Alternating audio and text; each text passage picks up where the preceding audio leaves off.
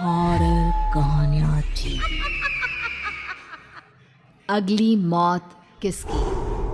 संजीव अपने दोस्तों राघव और प्रतीक के साथ बियर बार में बैठकर बियर पी रहा था। संजीव आज बहुत खुश लग रहा था। अरे यार, आज की पार्टी में तो मजा आ गया। तुम दोनों दोस्तों के साथ तो मेरी जिंदगी इतनी अच्छी है कि क्या बताऊं कितनी अच्छी है। अरे भाई, अब दोस्ती की है तो जीना मरना सब साथ में। हाँ, अरे यार सुनो, जल्दी से एक बियर और ऑर्डर करते हैं ना, एक आखिरी, और उसके बाद ये जश्न यहीं खत्म हो जाएगा। अरे हाँ, क्यों नहीं। वेटर, जल्दी से 2 बियर की बोतल लेकर आओ। आज मेरे दोस्तों को जश्न मनाना है, क्यों?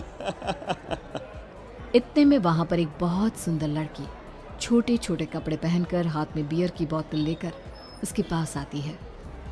ये लीजिए, आपने बियर ऑर्डर की थी ना, मैं लेकर आ गई। क्या बात है यार, इस बार की वेटर तो बड़ी सुंदर है। अब बियर लेकर आई हो तो अपने हाथों से ही पिला दो ना। हाँ, क्यों नहीं, जैसा आप बोलोगे मैं वैसा ही करूँगी। क्या बात है यार, अब तो लगता है रोज यहीं आना पड़ेगा। उसके बाद वो लड़की उन तीनों को बियर सर्व कर देती है। पार्टी करने के बाद वो तीनों अपने अपने घर जाते हैं। प्रतीक, संजीव और राघव को उनके घर छोड़कर जैसे ही अकेला अपनी कार में आकर बैठता है तो अचानक उसे एहसास होता है जैसे उसकी कार की पीछे वाली सीट पर कोई बैठा हुआ है। वो तुरंत पीछे मुड़कर देखता है। तुम यहाँ क्या कर रही हो? और तुम मेरी कार में कब आई? अरे तुम तो बार में वेटर थी ना। बस ऐसे ही मेरा दिल कर रहा था आपके साथ आपके घर चलने का, इसलिए मैं आपके साथ चली आई। अरे लेकिन तुम मेरी कार में आई कब? अभी कुछ देर पहले तो यहाँ पर मेरे दोस्त बैठे हुए थे। प्रतीक के इतना बोलते ही उस लड़के का चेहरा खतरनाक तरीके से बदल जाता है। उसकी आंखें पत्थर की तरह सफेद और पूरे शरीर पर नीली नीली नसें उभर आती है। गाड़ी चलाओ, पूरी स्पीड में चलाओ, और अगर तुमने गाड़ी रोकने की कोशिश भी की तो मुझसे बुरा कोई नहीं होगा। डर की वजह से प्रतीक के पसीने छूटने लगते हैं। उसका शरीर बुरी तरह से कांप रहा था। प्रतीक बिना कुछ सोचे समझे कार को फुल स्पीड से चलाना शुरू करता है।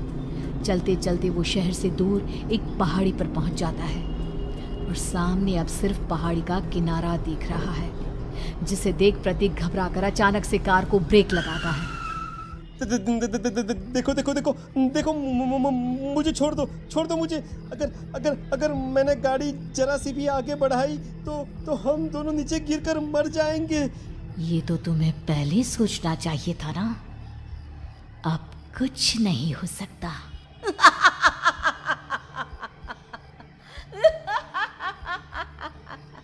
छोड़ दो मुझे। नहीं प्लीज मुझे छोड़ दो। प्लीज मुझे जाने दो। छोड़ दो मुझे। गाड़ी आगे बढ़ाओ। और तभी अचानक से बिना प्रतीक के स्टार्ट किए उनकी कार आगे बढ़ती है और गहरी खाई में गिर जाती है। उसके चीखने की आवाज एक चारों तरफ सुनाई देती है।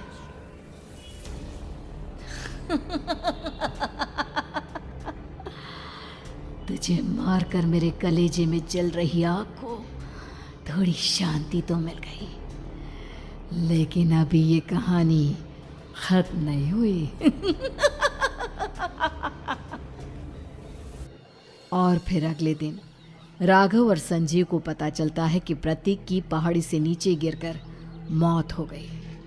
अरे कल रात की तो बात है यार, हम सब बैठकर पार्टी कर रहे थे, लेकिन मेरी एक बात समझ में नहीं आ रही। राघव शहर से इतना बाहर उस पहाड़ी पर इतनी रात को क्या करने गया था? अरे यार, वही सोचकर तो मैं भी परेशान हूँ। हम दोनों को छोड़ने के बाद तो वो सीधा अपने घर जाने वाला था, और वो आत्महत्या क्यों करेगा भाई? कल रात तक वो कितना खुश था, हमारे साथ सेलिब्रेट कर रहा था। हाँ, लेकिन पुलिस ने तो यही कहा है कि प्रतीक ने अपनी कार को जानबूझकर पहाड़ी से नीचे गिरा दिया और आत्महत्या कर ली। अरे यार, संजीव मेरी तो कुछ भी समझ में नहीं आ रहा है। चल ठीक है, अब मैं अपने घर जाता हूँ। Okay bye. राघव अपने घर में अकेला था। दोपहर का वक्त था। तभी दरवाजे की घंटी बजी। कौन है? अरे 1 मिनट रुको, अभी आता हूँ। राघव ने जैसे ही दरवाज़ा खोला उसने देखा कि सामने एक बहुत खूबसूरत लड़की खड़ी हुई है। कौन है आप और यहाँ किससे मिलने आई है? देखिए ना, बाहर बारिश शुरू हो गई थी, मेरी गाड़ी खराब हो गई है। आपका घर नजर आया तो सोचा कुछ हेल्प ले लेती हूँ। क्यों नहीं, आइए ना, आइए आइए। मेरे कपड़े पूरे भीग चुके हैं, क्या आपके पास टॉवल मिलेगा प्लीज़? राघव अपने बाथरूम से एक टॉवल लाकर उस लड़की को देता है। थैंक यू सो मच, अब मैं चलती हूँ। अरे इतनी क्या जल्दी है? आप चाहे तो बारिश रुकने तक यहाँ पर रुक सकती हैं। हाँ। लड़की ने पलटकर राघव की तरफ देखा। नहीं, मुझे जाना होगा, मेरा काम बाकी है। और वो वहां से चली गई। उस लड़की के जाने के बाद राघव अपने बाथरूम में नहाने के लिए गया और जैसे ही उसने बाथरूम में देखा तो उसका टॉवल वहीं पर लटका हुआ था। उसने टॉवल हाथ में लिया तो देखा कि उसका पूरा टॉवल खून के धब्बों से सना हुआ है। अरे अरे ये क्या? ये टॉवल तो मैंने उस लड़की को दे दिया था। ये वापस मेरे बाथरूम में कैसे आ गया? और इस पर ये खून के धब्बे कहाँ से आ गए? राघव ने आईने में देखा तो उसकी गर्दन पर एक बड़ा सा चाकू का कट लगा हुआ था जिससे खून बह रहा था, जिसे देख राघव के होश उड़ गए। हाँ, अरे ये क्या? मेरी गर्दन इतनी ज्यादा कटी हुई है और मुझे दर्द भी नहीं हो रहा है। ये क्या हो रहा है मेरे साथ? राघव घबराकर बाथरूम से बाहर आया और अपना मोबाइल उठाकर उसने संजीव को फोन लगाया। संजीव जल्दी से मेरे पास आ जाओ।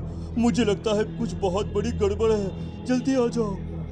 उधर से आवाज आई, लेकिन वो आवाज संजीव की नहीं बल्कि एक लड़की की थी। कुछ अजीब नहीं हुआ है, बस तुम्हारी मौत तुमसे मिलने आई थी और तुम्हें मारकर चली गई। अब तुम इस दुनिया का हिस्सा नहीं हो राघव, इसलिए तुम्हें अपनी गर्दन के कटने का दर्द भी महसूस नहीं हो रहा। नहीं, ऐसा नहीं हो सकता, ऐसा नहीं हो सकता। कौन हो तुम? तुम्हारी मौत।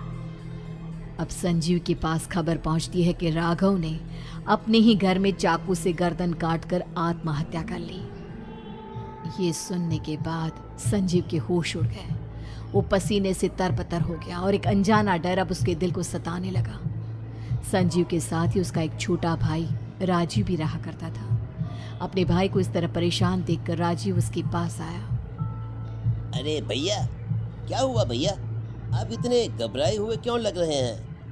प्रतीक और राघव की मौत, मेरा मतलब मेरी कुछ समझ में नहीं आ रहा भाई। अचानक से मेरे दोनों दोस्तों ने आत्महत्या क्यों कर ली?